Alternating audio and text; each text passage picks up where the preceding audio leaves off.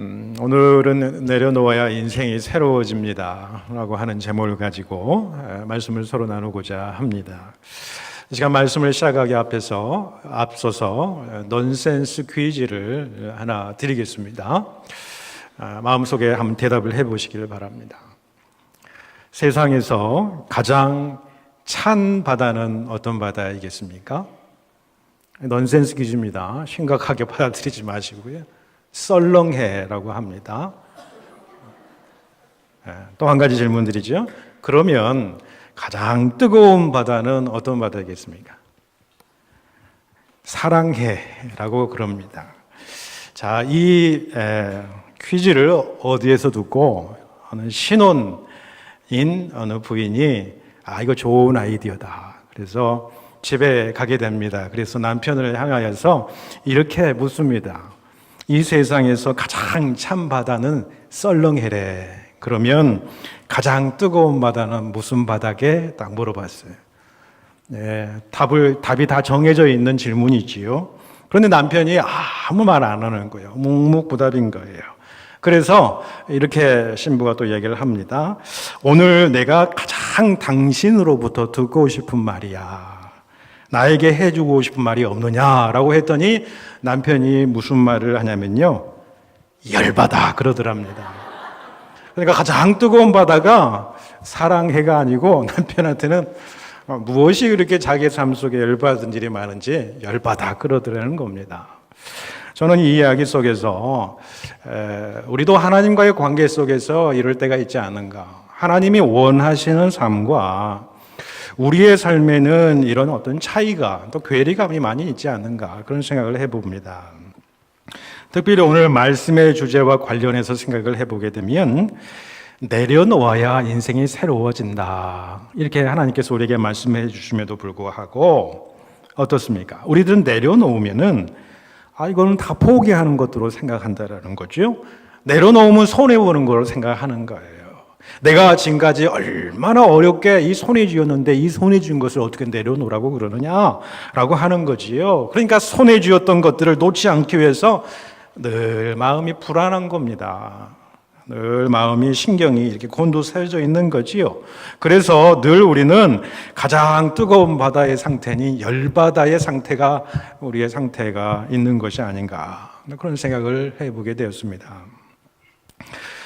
저는 오늘 내려놓음의 주제로 말씀을 준비하면서 한 가지 생각이 떠올랐습니다. 그건 뭐냐면 이 산티아고 순례길 여러분 들어보셨으라고 생각하는데 요즘 세계 많은 사람들이 또 한국에도 이게 굉장히 이제 유행이 되어서 많은 사람들이 이 순례길을 갔다 온 사람들이 참 많은 것을 이제 보게 되지요. 기독교의 3대 성지 중에 하나입니다. 예루살렘과 로마와 그리고 이 산티아고지요. 이 산티아고는 스페인에 있는 산티아고 데 콤포스텔라라고 하는 지역인데요. 산티아고라고 하는 것은 세인트 이아고입니다. 이아고는 라틴어로 뭐냐면 이아코포스, 야고보를 이야기합니다. 우리가 잘 아는 야고보와 요한이 형제이지 않습니까? 그 야고보입니다. 그러니까 그 야고보가 이 스페인 지역에 처음으로 예수 그리스도의 복음을 전했어요. 그 다시 돌아와서는 예루살렘에서 이제 순교를 하게 됩니다. 12제자 중에 제일 먼저 순교했던 사람이 야고보예요. 이 야고보의 시신을 나중에 다시 스페인으로 가져가서 안장을 했다. 그래서 스페인에서는 지금도 야고보를 가장 12사도 중에 위대한 사도로 그렇게 이야기를 하고 있고요. 1100년 전부터 기독교인들은 이 산티아고 길을 이렇게 순례하는 것이 굉장히 이 역사가 이렇게 굉장히 깊은 것을 보게 되지요. 시작점은 프랑스의 생장 피드포르지요. 바로 스페인의 국경 지역에 있습니다. 여기서 출발을 해서 스페인의 산티아고 콤포스텔라 이르기까지 800km 정도가 됩니다. 이 길을 그냥 걷는 거죠. 순례길을 걸어가는 거예요. 빠르면 30일, 40일, 50일 걸어서 순례하면서 나아가는 그 길이라고 하는 것이지요. 그런데 이 경험을 한 사람들이 한결같이 하는 이야기들이 있는데 그것이 무엇이냐면 이 순례자들에게 있어서 제일 먼저 중요한 것은 뭐냐면 짐을 가볍게 하는 거예요. 30일, 40일 동안을 그냥 맨발로 이렇게 걸어가는데 짐이 무거우면 이 순례길을 행할 수가 없다라고 하는 것이지요. 그리고 이 순례길을 경험하고 또 우리나라 사람도 또 세계 여러 나라 사람도 보면은 유튜브에 보면 많은 그 순례의 체험을 경험한 이야기들을 많이 이제 이야기하고 있는 것을 보게 되고, 이 순례길을 경험하고 나서 쓴 책들, 유명한 책들이 있습니다만은 그 가운데 조이스 러비라고 하는 분이 쓴 느긋하게 걸어라라고 하는 책이 있습니다. 이 책은 바로 이 산티아고 순례길을 다 걷고 난 다음에 그 길을 자기가 묵상하면서 수필 형식으로 지어진 책인데, 그 책 내용 가운데 이런 이야기가 있습니다. 내 욕구와 기대를 버리고 상황을 그대로 받아들일 때에 하루하루가 훨씬 좋았음을 더욱 실감하게 된다. 무엇이든 귀한 것일수록 움켜쥐지 말고 그것을 든 손을 감사함으로 펴라. 그럴 때 삶은 훨씬 순탄해진다. 이 순례길을 걷고 나서 자기 인생 가운데 깨달은 어떤 그런 이야기를 이야기하는 거지요. 오늘은 이 본문, 우리 본문에서 다루는 오늘의 말씀의 주제하고 깊은 연관성이 있다, 그렇게 생각을 합니다. 우리 신앙인의 삶을 우리는 순례자의 길을 간다, 그렇게 이제 표현할 때가 참 많지요. 이 순례자의 길을 가는 삶에 대해서 히브리서 기자는 우리 앞에 당한 경주를 경주하는 사람으로 묘사하면서 이 순례길을 가는 사람에게 가장 중요한 것이 무엇이냐? 무거운 것을 벗어버리라는 거지요. 내려놓으라는 것입니다. 얽매이기 쉬운 죄를 벗어버리고 인내로서 우리 앞에 당한 경주를 하라, 그렇게 이제 말씀을 하고 있는 것이지요.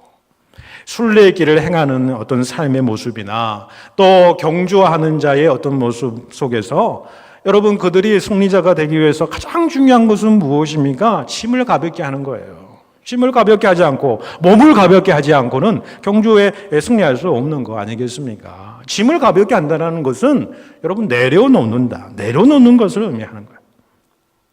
그래서 오늘 우리는 이 내려놓음을 통해서 진정 하나님의 또 다른 새로움의 놀라운 역사를 경험한 한 인물, 그 인물 가운데에 우리가 잘 아는 본문의 내용 말씀, 이 아브라함을 통해서 오늘의 이 주제의 말씀의 이야기를 풀어가고자 합니다.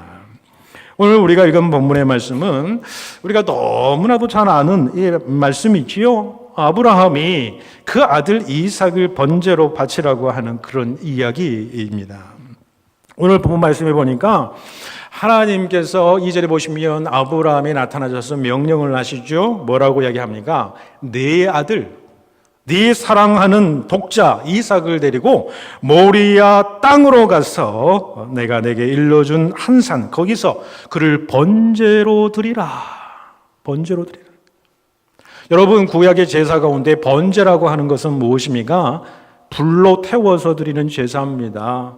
대개 소나 염소나 양을 잡을 때에 각을 먼저 뜨게 되는 거예요. 각 부분, 내장을 다 떼어내고 각 다리와 몸통 이런 부분을 다 칼로 째어서 그 모든 것들을 불에 위에 올려놓고 다 불살린 거예요. 하나님께서 갑자기 아브라함에게 나타나서 하시는 말씀이 독자 이삭을 데리고 모리아 땅으로 가서 이제 번제로 그를 갈기갈기 잘라놓고 하늘에 자기한테 제사를 지내라는 거예요. 불로 제사를 지내라는 이야기입니다.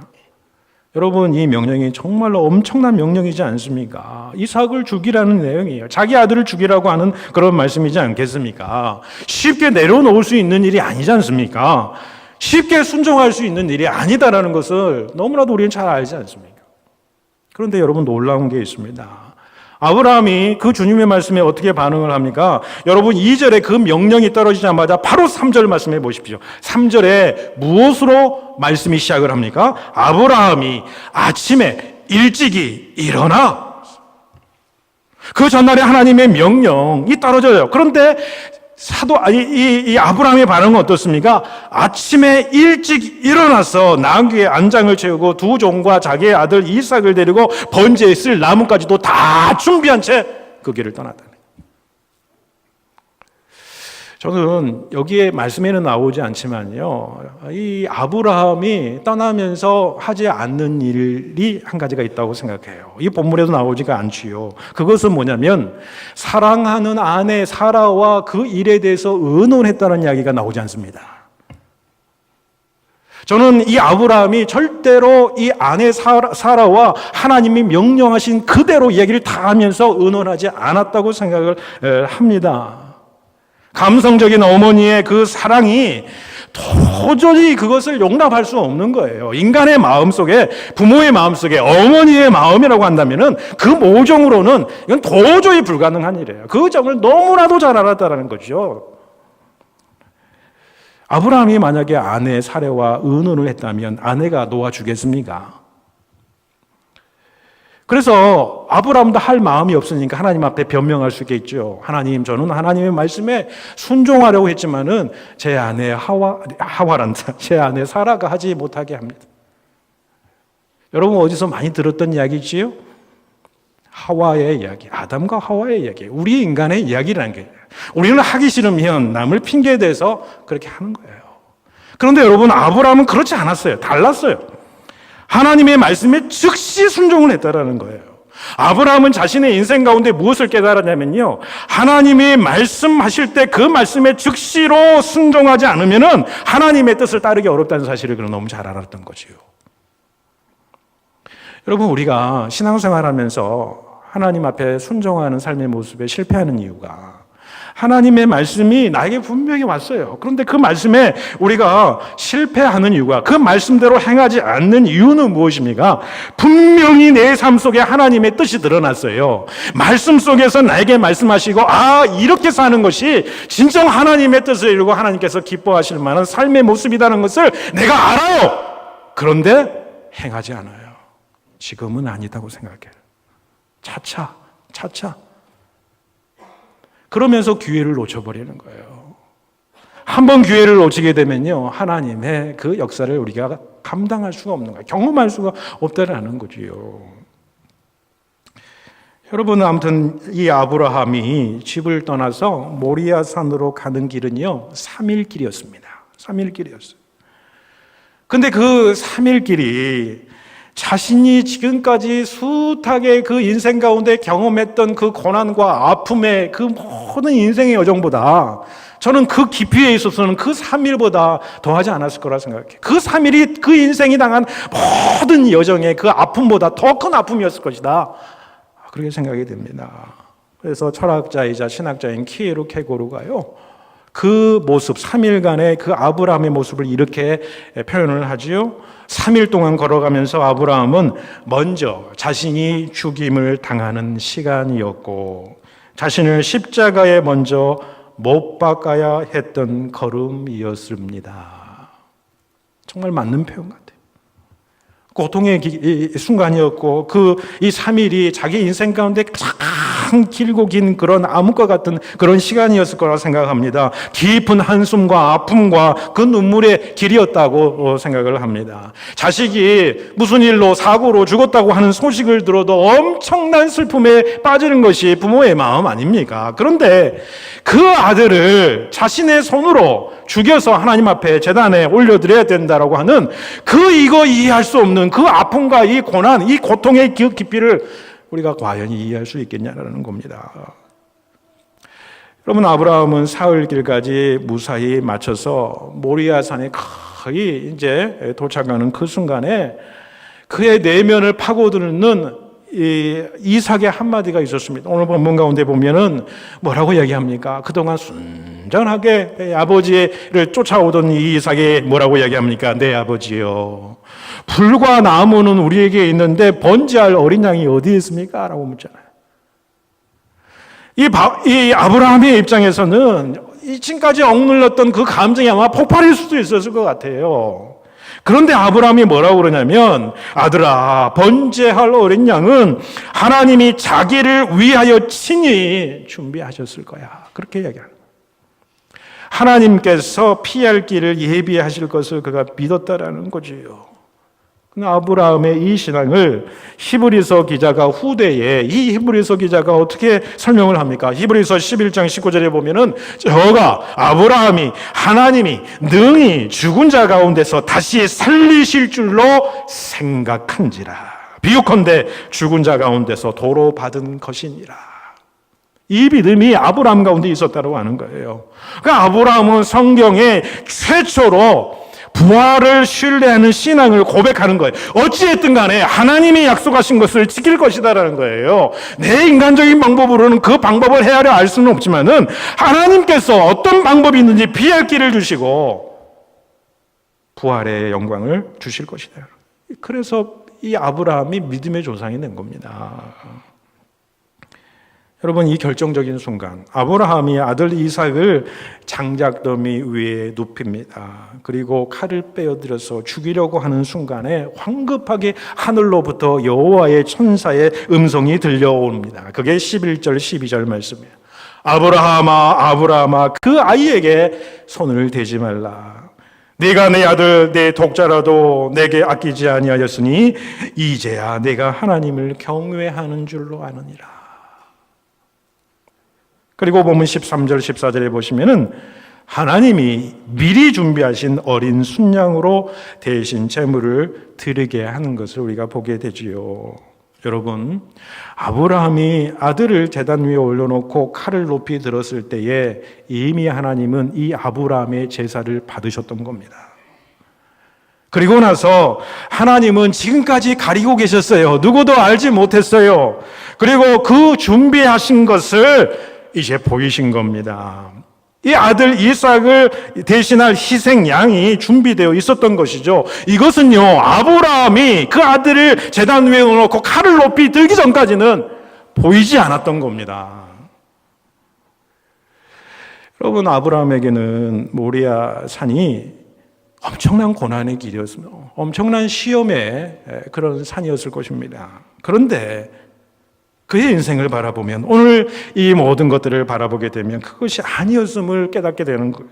그것은 그가 하나님을 새롭게 만난 산이 되었다라고 하는 거예요. 하나님의 시각, 더 넓은 시각을 얻는 산이 되었다라는 거예요. 인간적인 생각, 세상적인, 세속적인 그런 시선을 다 벗어버리고 하나님을 온전히 바라보게 되었다. 지금까지 경험하지 못했던 그 하나님의 넓고 크신 하나님의 뜻을 새롭게 지금까지 경험하지 못했던 그 하나님을 만나게 된 거예요. 이 경험을 통해서 더 좋은 것을 준비하시는 하나님을 새롭게 만나게 되었다라고 하는 거죠. 여러분, 하나님은 때때로 우리를 시험하시기도 하시고 고난의 현장 가운데 우리를 내려놓기도 하시고 고통과 막힘의 산으로 우리를 인도하실 때가 있습니다. 그러나 그것이 나를 망하게 하는 것이 아니고 나를 죽게 하는 것이 아니고 그 산의 경험은 이 모리아산으로 우리를 인도하신 하나님께서 우리를 통해서 이루시고자 하는 그 경험은 뭐냐면 내가 이제까지 가졌던 시각이라든지 나의 의지라든지 나의 주장과 나의 관점을 내려놓고 하나님을 새롭게 경험하게 되는 하나님의 시각을 얻게 되는 영적인 산의 경험이라고 하는 거예요. 그 산에서 새로운 하나님을 만난 겁니다. 지금까지 그 모리아산의 경험이 없었다면 알 수 없었던, 경험하지 못했던 새로운 하나님을 만나게 되는 거죠. 생명력 있는 그 하나님을 다시 만나게 되는 산, 그 산이 바로 영적인 모리아산의 경험이었다라고 하는 사실입니다. 모리아산은 하나님의 관점으로 우리의 자신을 바라보게 합니다. 우리의 인생을 바라보게 하고 우리의 문제를 바라보게 하는 겁니다. 어떤 사람이 이랬어요. 그래서 모리아산은, 아브라함이 경험했던 모리아산은 돋보기 산이다, 그런 이야기를 했어요. 돋보기 산이다. 돋보기로 보면 모든 것이 크게 보인다라는 거예요. 돋보기의 산인 모리아의 관점으로 보면은 하나님이 내 인생 가운데 더 크게 보신다는 거예요. 내가 가지고 있는 인생의 문제는 작게 보이는 거지요. 그런데 내 세속적인 눈으로, 시각으로 바라보면 하나님은 보이지 않아요. 세상이 더 커 보이는 거죠. 문제가 더 커 보이는 겁니다.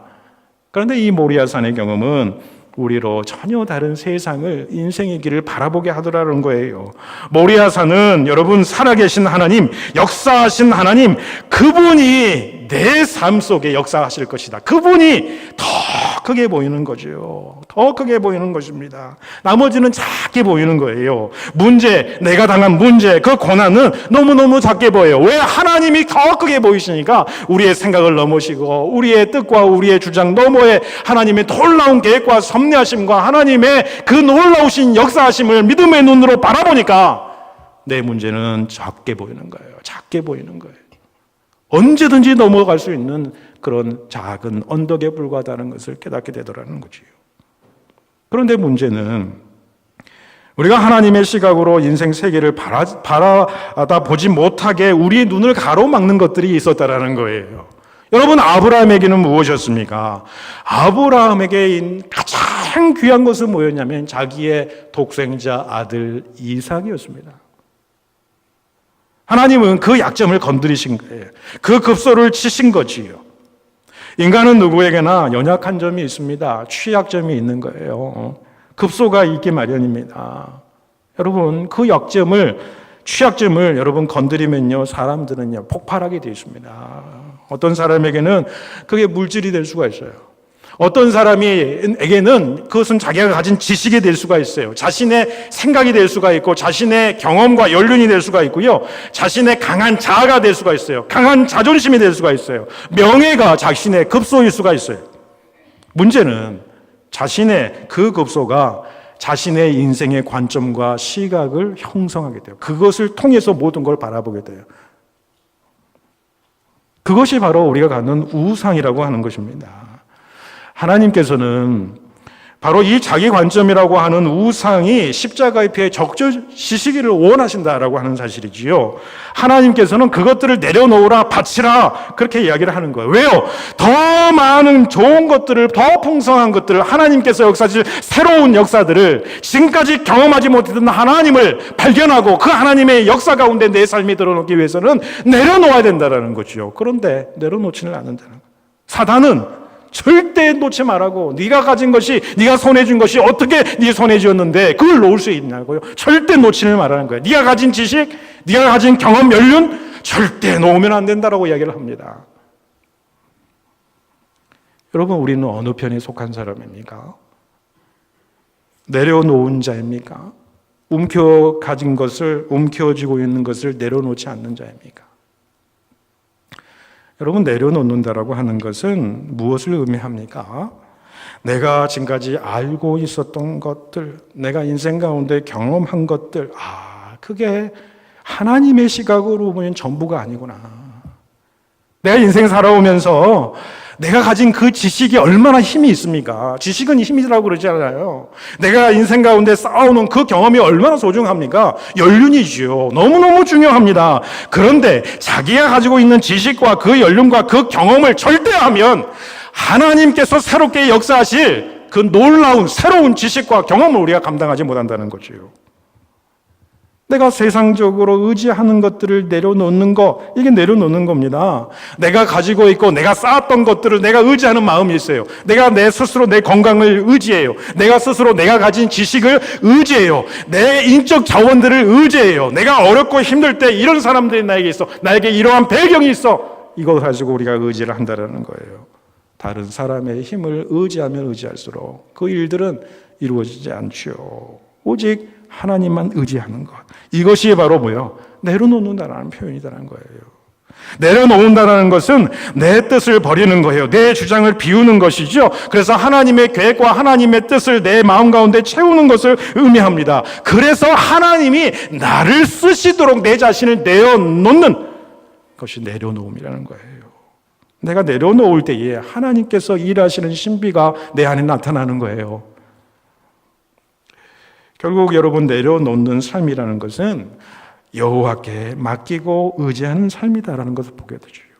시편 37편 5절에 내 길을 여호와께 맡기라. 그를 의지하면 그가 이루시고 너의 행사를 여호와께 맡기라. 그리하면 내 경영하는 것이 이루리라. 또 잠언에서 이렇게 이야기하지 않습니까? 여호와께 맡기라 라고 그러지 않습니까? 맡길 수 있는 것은 무엇입니까? 그분을 온전히 신뢰하기 때문에 맡기는 거예요. 내 삶을 전체를 다 맡길 수 있는 거예요. 왜? 하나님을 신뢰하기 때문에, 온전히 신뢰하고 그를 의지하기 때문에 그래요. 내 전생에는 하나님의 방법대로 내가 맞추겠습니다라고 하는 거예요. 내 방법과 경험과 내 지혜가 아니라 하나님의 지혜를 구하겠습니다. 하나님의 방법대로 살아가겠습니다. 하나님의 시각에 초점을 내가 맞추겠습니다라고 하는 것이죠. 그래서 여러분, 내려놓는 것은 우리의 믿음의 다른 표현입니다. 그거는 신뢰입니다. 신뢰는 내 자신을 하나님께 고스란히 내어놓는 일을 의미하는 거예요. 내 힘을 빼는 거예요. 내 힘을 빼야 하나님이 내 안에 역사하셔서 하나님이 능력을 행사하시는 거예요. 내 안에 내가 너무 많은 거예요. 하나님이 역사할 공간이 없는 거예요. 내가 내 것을 내려놓지 않으면 하나님이 역사하지 않는 것이다라는 거예요. 그런데 믿음과 신뢰라는 것은 무엇입니까? 내 자신의 것을 다 비우고 하나님의 것으로 가장 내 자신의 중심을 채워나간다는 것을 의미한다는 겁니다.